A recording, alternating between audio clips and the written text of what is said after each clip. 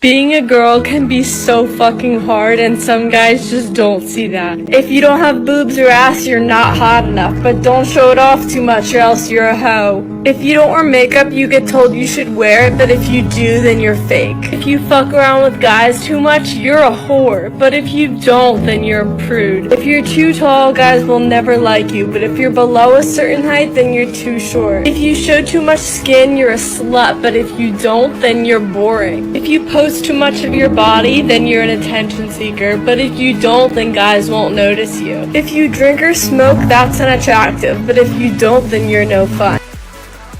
If you're thin, get thicker. If you're too thick, you're fat. Natural hair is boring, do something to it, but not too much or else you try too hard. Don't be too confident, that means you're self-absorbed. But don't be insecure because guys don't like that.